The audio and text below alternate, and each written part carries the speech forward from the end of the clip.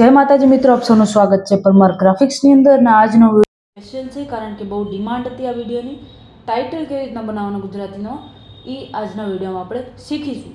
તો બધાય કરતાં પહેલાં હું તમને 3 વસ્તુ કહી દઉં. નંબર 1 કે આપણે નોર્મલ ટેક્સ્ટ બનાવતા શીખશું કે નોર્મલ ટેક્સ્ટમાં કેલિગ્રાફી કેવી રીતના લગાડવાની. નંબર 2 ટેક્સ્ટની અંદર ગ્રેડિયન્ટ કેવી રીતના નાખવાના અને કેવી રીતના એના પર ટેક્સચર નાખવાના એ બી શીખશું. નંબર 3 ટેક્સ્ટની પાછળ બેકગ્રાઉન્ડ કેવી રીતના નાખવાનું એ બી આપણે આજના વિડીયોમાં શીખશું. આ વિડીયો લાંબો હશે. આ વિડીયોની અંદર હું કોઈ બી મટીરિયલ નહીં આપું. હા, પેડ PhD તમને જરૂર મળશે, પણ જો તમને ખરેખર શીખવું હોય તો આખો વિડીયો જરૂર જોજો. તો બધા કરતાં પહેલાં આપણે એડિટિંગ ચાલુ કરી નાખીએ. અહીંયા મારા પાસે એક વર્ડ છે ગુજરાતી, તો આ ગુજરાતી વર્ડને આપણે અહીંયા જે બી તમારું ટાઇટલ હોય ટાઈપ કરીને રાખી દેજો. તો બધા કરતાં પહેલો નંબર 1 સ્ટેપ છે કે આપણે કેલિગ્રાફી એડ કરીએ. કેલિગ્રાફી તમારા હિસાબે તમારે જે જોતી હોય તમે લગાડી શકો છો.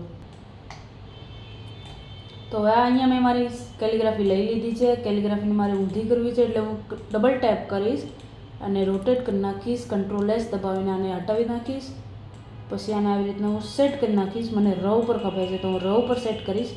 પછી ડબલ ટેપ કરીશ, right click, colour overlay white colour કરશું અને એના પછી અગેન આપણે હિસાબે આપણે આને સેટ કરશું. આવી રીતના આપણે આને ઓકે કરીને લેફ્ટ ક્લિક કરીને રિટ્રાઇઝ લેયર કરશું. ઇરેઝર ટૂલ લઈ લેશું અને પછી આના જે એક્સેસ પાર્ટ છે એ આપણે ડિલીટ કરી નાખશું આવી રીતના.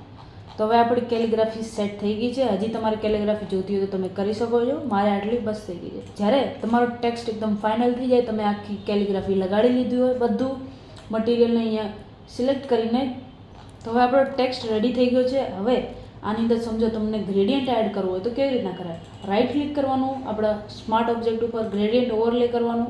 એના પછી આ મારી ઓલરેડી સેટિંગ છે, તમે જોઈ શકો છો. અહીંયા યલો કલર છે અને ઓરેન્જ કલર છે. યલો કલર મેં વધારે રાખ્યો છે કારણ કે નકર આવી રીતના ઓરેન્જ કલર વધારે દેખાશે. તમે અહીંયા જોઈ શકો છો. એટલે મેં પેલું યલો કલરને વધારી દીધો કારણ કે મને યલો વધારે જોઈએ છે. આમ તમે જોઈ શકો છો ડિફરન્સ કેટલો છે. ઠીક છે. એના પછી આપણે ઇનર ગ્લો લગાડશું. અહીંયા તમે ડિફરન્સ જોઈ શકો છો. ઇનર ગ્લોના લીધે ટેક્સ્ટ 3D લાગે છે. પછી ફર્સ્ટ ઓપ્શન ઉપર ક્લિક કરશો અને તમારા હિસાબથી, તમારા ટેક્સ્ટના હિસાબથી તમે આને સેટ કરી લેજો.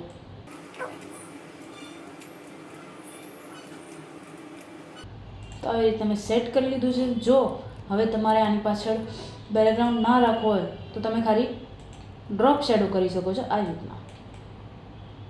ફૂલ બી વધારી શકો છો આવી રીતના. નકર પછી 3D લુક દેવા માટે ડિસ્ટન્સ વધારજો, સાઇઝ ઓછી કરી નાખજો, સ્પ્રેડ ઓછું કરી નાખજો, ડિસ્ટન્સને તમારા હિસાબથી એડ કરી નાખજો અને સાઇઝને હાવ ઓછી કરી નાખજો. તો આવી રીતના કંઈક 3D લુક આવે છે. ટેક્સ્ટની પાછળ બેકગ્રાઉન્ડ કેવી રીતના નાખવાનો સિમ્પલ તરીકો પહેલો બતાડી દઉં. બેકગ્રાઉન્ડ તમારો લાઇટ કલર લેજો, જે કલર તમારે યુઝ ના કરવો એનો. પછી જે બી ટેક્સ્ટનો તમે સ્ટ્રોક લગાડ્યો એને સિલેક્ટ કરી લેજો અલ્ટ દબાવીને. અલ્ટ દબાવ્યા પછી ન્યૂ લેયર કરજો.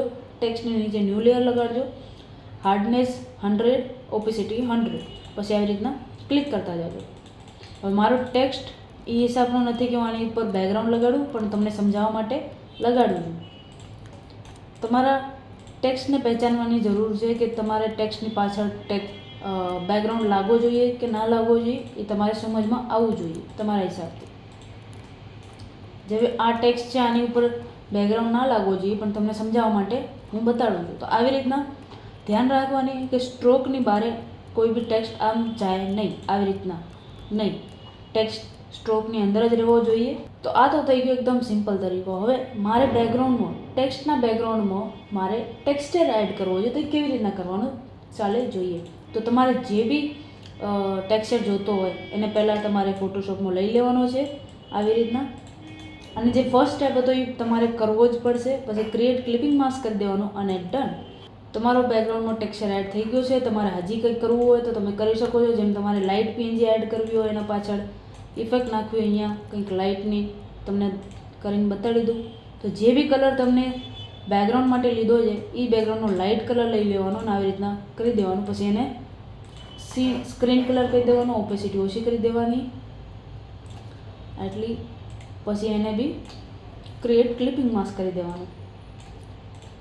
ક્રિએટ ક્લિપિંગ માસ્ક કર્યા પછી તમારા હિસાબથી એને સેટ કરી લેવાનું આ રીતના.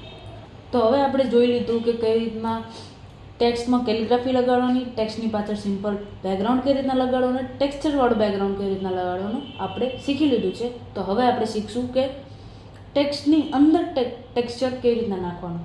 ગોલ્ડન ટેક્સચર નાખવા માટે ફર્સ્ટ સ્ટેપ છે તમારો કેલિગ્રાફીવાળો તમારો આખો ટેક્સ્ટ કન્ફર્મ કરી લો, ક્લાયન્ટને મૂકી દો કે આ ટેક્સ્ટ તમને મળવાનો છે, આના ઉપર હું ગોલ્ડન ટેક્સ્ટ લગાડીશ, બેકગ્રાઉન્ડ લગાડીશ. એ તમારે ચોક કરી દેવાની તમારા ક્લાયન્ટને, પછી જ વર્ક આગળ વધારવાનો. કારણ કે આ બહુ જ ટાઈમ કન્ઝ્યુમિંગ કામ છે, બહુ ટાઈમ લાગશે એની અંદર. એટલે પહેલાં જ ક્લાયન્ટ કનેથી કન્ફર્મ કરાવી લેવો કે ટેક્સ્ટમાં મને બરાબર લાગે છે કે નહીં. પછી મારી પાસે આ ગોલ્ડન ટેક્સચરની રેડીમેડ PSD ફાઇલ છે, તો હું કાંઈ નહીં કરું, ખાલી અહીંયા ડબલ ટેપ કરીશ, અહીંયા મારું કોપી પેસ્ટ કરી નાખીશ જે બી ટેક્સ્ટ ખપે, બાકીની ફાઇલ ડિલીટ કરી નાખીશ, આને મારા હિસાબથી મોટી કરી લઈશ. પછી ડન કરીને Ctrl+S દબાવીશ એટલે મારા ટેક્સ્ટ ઉપર ઓટોમેટિકલી ગોલ્ડન ટેક્સચર આવી જશે, તમે જોઈ શકો છો અહીંયા, બરાબર છે. પછી આપણે આ જે એક્સ્ટ્રા વસ્તુ છે એ ડિલીટ કરી નાખશું.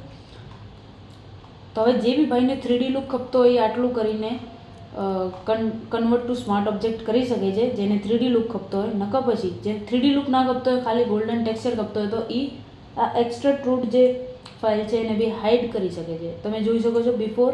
તો હવે આપણે આને કન્વર્ટ ટુ સ્માર્ટ ઓબ્જેક્ટ કરી લઈશું. એક વાત ધ્યાન રાખજો કે ક્લાયન્ટ કનેથી પહેલું ટેક્સ્ટની કન્ફર્મેશન લઈ લેજો, ફાઇનલ ટેક્સ્ટ લઈ લેજો, કારણ કે આ તમે ઘડી આમાં ચેન્જીસ કરશો તો બહુ જ ટાઈમ લાગશે. તો તમે જોઈ શકો છો બિફોર એન્ડ આફ્ટર. તો આવી રીતના આપણે ગોલ્ડન ટેક્સચર બી એડ કરી નાખ્યો. અને જો આની અંદર બી તમને બેકગ્રાઉન્ડ નાખવો હોય તો સેમ પ્રોસેસ છે. સ્ટ્રોક લગાડો, સ્ટ્રોક લગાડ્યા પછી થોડુંક ડ્રોપ શેડો લગાડો અને પછી એના બેકગ્રાઉન્ડ લગાડી નાખો.